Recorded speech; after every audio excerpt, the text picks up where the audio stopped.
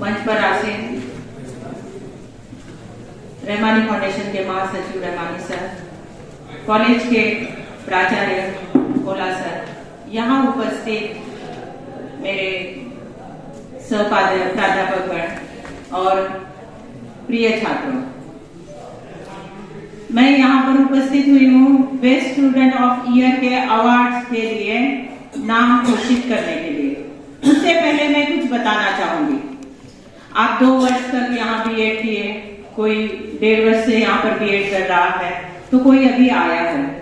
आप जिस संस्थान में आए हैं, पहले इस संस्थान के बारे में थोड़ा सा जान लीजिए। हमारे मन में बहुत से ऐसे विचार होते हैं, बहुत से ऐसे हमारे व्यू बनते हैं जो कि हम किसी से सुन के बनाते हैं। तो जब हम इस संस्था में आए हैं तो हम इस कॉलेज के बारे में जो भी सोच बनाए अपनी बनाए, और इसी के लिए मैं थोड़ा सा कॉलेज के विषय में आपको जानकारी देना चाहूंगी। ये कॉलेज पिछले 9 वर्ष से कार्य कर रहा है। इसने 700 प्रशिक्षित शिक्षकों को समाज में भेजा है और 200 शिक्षकों पर यहाँ काम हो रहा है, मेहनत की जा रही है। ये महज एक कॉलेज नहीं है, तो ये मेरा परिवार है। मैं इस परिवार से 9 साल से जुड़ी हुई हूँ। जब से ये कॉलेज शुरू हुआ है मैं इससे जुड़ी हुई हूँ। ये जो कॉलेज है, ये कॉलेज एक परिवार की संकल्पना को पूर्ण करता है। इस परिवार के पिता स्वर्गीय हजरत साहब, जो कि अब हमारे बीच में नहीं है, उनके आशीर्वाद से ये कॉलेज शुरू हुआ। इसके संस्थापक वो थे। आज भी उनका आशीर्वाद हम लोगों पर है। आज भी वो जहां होंगे वहां से हम लोगों को देख रहे हैं, हमारे कार्यों को देख रहे हैं, हमें आशीर्वाद दे रहे हैं। और इस कॉलेज में सबसे महत्वपूर्ण सेक्रेटरी सर, इनकी भूमिका जब जैसा समय वैसे भूमिका ये निभाते हैं। कभी कड़े पिता बन जाते हैं, छोटी सी छोटी बात पर बड़े से बड़े आदमी को भी खड़ा करके डांट देंगे, और बड़ी सी बड़ी बात पर आपको प्यार से समझाएंगे। ये बड़े भाई बन जाते हैं।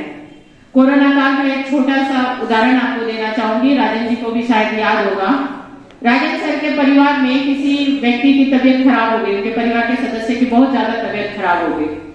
वो समय ऐसा था कि डॉक्टर के छोटे बड़े सारे क्लिनिक बंद थे, हॉस्पिटल बंद थे। उन्होंने फोन किया कि कंचन जी, कोई डॉक्टर का नंबर है आपके पास, मेरे घर में ऐसे ऐसे परेशानी हुई। तो मैंने कहा सर सेक्रेटरी सर से बात कीजिए, सर यहीं पर है। तो उन्होंने सर को फोन किया। 2 घंटे के अंदर सेक्रेटरी सर डॉक्टर को लेकर सर के घर पहुंच गए और उस सदस्य का इलाज हुआ। मेरा भी तबीयत खराब हुआ, सर को फोन किए, ड्राइवर को दवाई लेकर भेजे। ड्राइवर को घर नहीं पता था, बेचारा पूछते पूछते उस वक्त लोगों को लगता था दरवाजा खुलेगा, कोरोना ही अंदर घुस जाएगा। सब कोई किसी से बातचीत तक नहीं करता था उस समय में। वो एक जिम्मेदार बड़े भाई बने उस वक्त। उसके बाद हम लोग जब किसी भी मुसीबत में रहते हैं, एक दोस्त की तरह हमारे सुख दुख वो बांटते हैं। ये हमारे बड़े भाई। उसके बाद भोला सर, डॉक्टर भोला प्रसाद साहू, इस नाम को शायद ही हम कभी उच्चारते होंगे। हम सब लोग प्यार से भोला सर, बस उतना ही नाम लेते हैं। जिस दिन पहले दिन हम यहाँ कैंपस में आए, उस समय से एक बेटी की तरह उन्होंने मुझे प्यार दिया, सम्मान दिया, और हम सभी को वो सिखाते रहे। आज भी सर अपने स्वास्थ्य के संबंधी परेशानियों के कारण रोज नहीं आ सकते हैं, लेकिन हमारा मार्गदर्शन बराबर करते हैं। राजन सर एक ऐसे व्यक्ति जो मुझसे उम्र में भी कम है और अनुभव में भी कम है, लेकिन एक कुशल प्रशासक के गुण उनमें बहुत है। शायद इस उम्र में ये गुण किसी के अंदर होंगे। जो भी परिस्थिति परिस्थिति हो, जैसे भी परिस्थिति हो, चाहे छात्रों के बीच हो, चाहे प्राध्यापक के बीच हो, चाहे प्राध्यापक मैनेजमेंट के बीच हो, जो भी बातें रखनी है सलीके से कैसे रखी जाती है उनसे सीखना चाहिए। इसके बाद Ranjit sir, Kanhaiya sir, Himanshu sir, ये लोग सम्मान देने में आगे रहते हैं। कभी इन्होंने इंतजार नहीं किया कि मुझे कोई गुड मॉर्निंग कहेगा। अगर रूम में कोई चला जाए, ये लोग चेयर पर बैठे हैं, चाहे 2 चेयर खाली हो, उठ के पहले खड़े होंगे, बोलेंगे बैठिए, आप बैठिए। कहते हैं ना कि लोग जुड़ते गए, कारवा बनता गया। महाविद्यालय में भी लोग आते गए, लोग जुड़ते गए, नए लोग आए। नए लोगों से बस इतना ही कहना चाहूंगी, आप लोग देखिए, सीखिए, झुकिए और बढ़िए।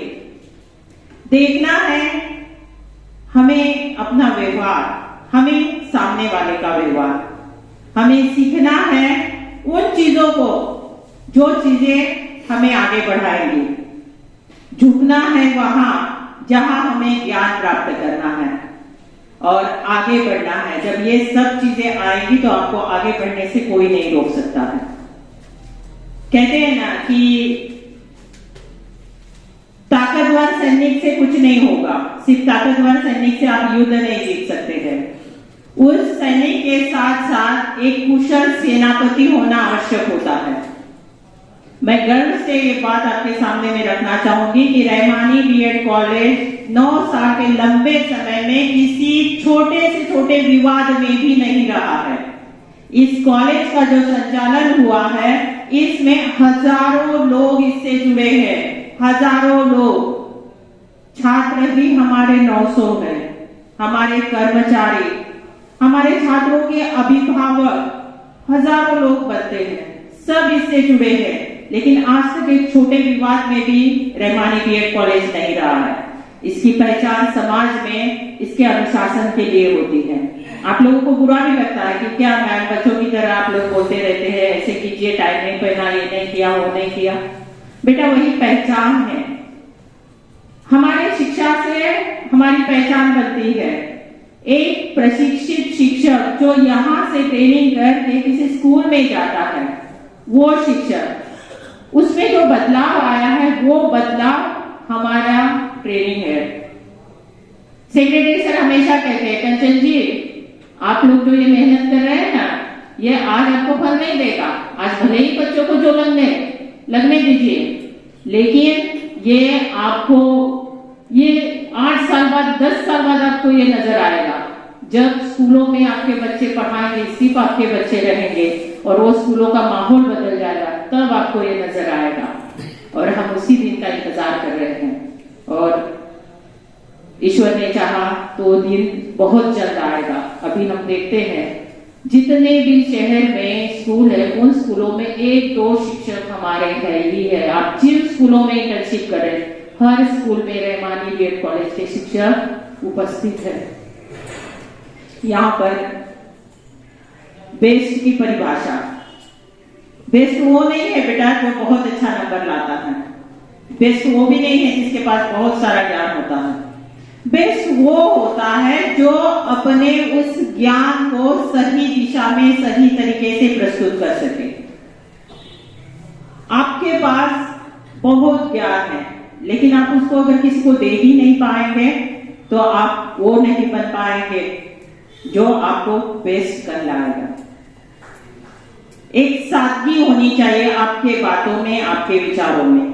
हर एक को आपकी तरफ देख के लगना चाहिए कि अरे ये तो हम में से ही एक है, और हर एक को आपके सामने आते हुए डर लगना चाहिए कि नहीं, हम अगर कोई गलत बात कहेंगे तो ये टीचर हमको डांट देंगे, और जब कोई सही बात होगी तो आपको ये विश्वास होना चाहिए कि ये मेरी परेशानी है और यही टीचर मेरी वो परेशानी सॉल्व कर सकता है।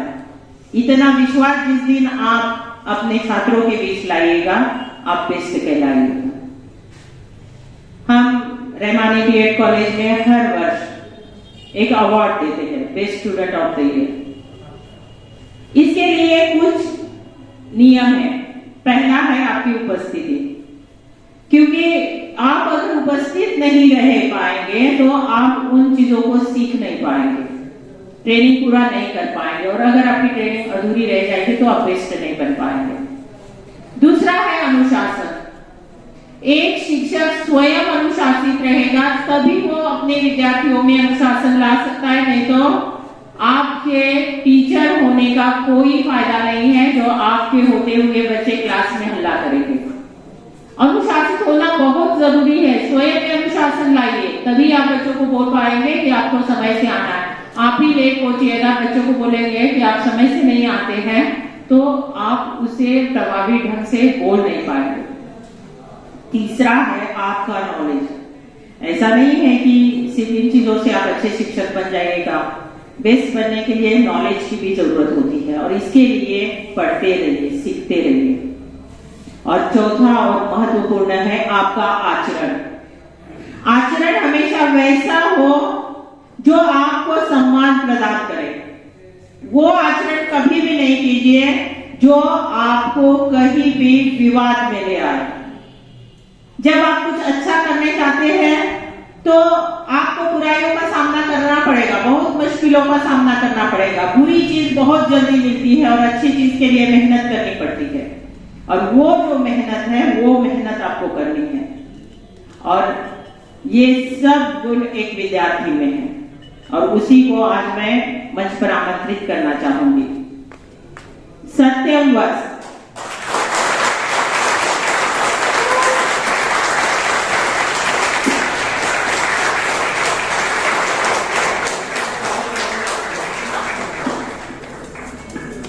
सत्यम वस्त के साथ आप लोगों ने भी काम किया है, आपने उन्हें देखा है।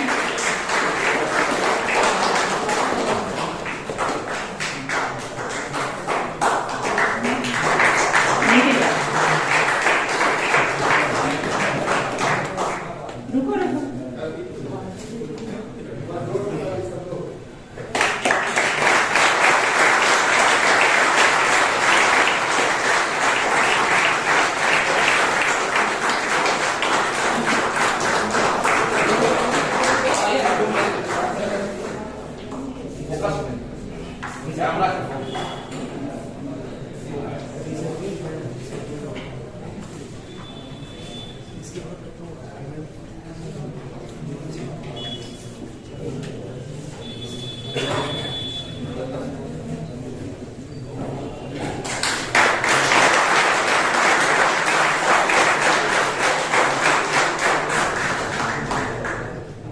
अभिनंदन सत्यम।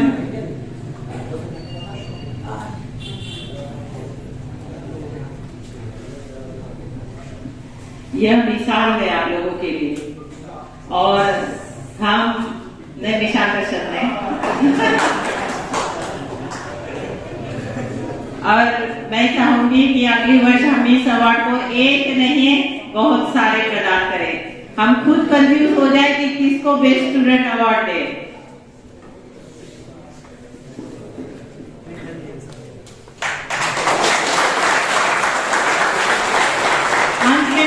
कॉलेज के बारे में इतना कहना चाहूंगी, यह परिवार सिर्फ इसलिए नहीं बना है कि समाज को एक प्रशिक्षित शिक्षक प्रदान करे, तो हम इसलिए एकत्रित हुए हैं कि उस शिक्षक में हम संस्कार एवं अनुशासन दें। हमारे जो शिक्षक हैं वो शिक्षक समाज में जाए तो एक पहचान बनाए, अपनी भी और हमारी भी।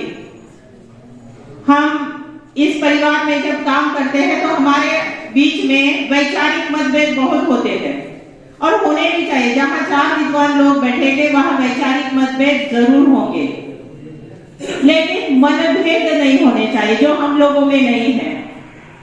हम लोगों को जो लगेगा हम बोलेंगे कि ये गलत है, ये सही है, यहाँ ऐसे होना चाहिए, वहां वैसे होना चाहिए, लेकिन उसके बाद अगर हम गलत है तो हमें स्वीकार करना आना चाहिए कि नहीं, यहाँ मेरी गलती है। जब तक आप अपनी गलती को स्वीकार नहीं करेंगे तब तक आप आगे नहीं बढ़ेंगे। भविष्य में जब आप अपने स्कूल में जाओगे तो आपका पहला उद्देश्य रहेगा, आप अपने छात्रों के बीच में अपनी पहचान निर्माण करें। पहचान सिर्फ ऐसे नहीं बनेगी कि 4 छात्र आए, उन्होंने आपके सामने आपकी तारीफ कर दी, हो गई पहचान। नहीं, आपको आपकी पहचान बनानी है अपने कामों से। और जिस दिन आप अपनी वो पहचान बनाएंगे तो आपको अन्य किसी पहचान की जरूरत नहीं पड़ेगी। मैं आप सभी को आपके भावी जीवन के लिए इस महाविद्यालय की तरफ से शुभेच्छा देती हूँ और आपके उज्जवल भविष्य की कामना करती हूँ। जो फर्स्ट ईयर यहाँ आया है उस फर्स्ट ईयर से कहना चाहूंगी कि मेहनत करो। रहमानी बीएड कॉलेज अगर आप मेहनत नहीं करेंगे तो जबरदस्ती भी मेहनत करवाता है, तो इसलिए बेटा अपने से मेहनत कीजिए, अपनी पहचान बनाइए। धन्यवाद।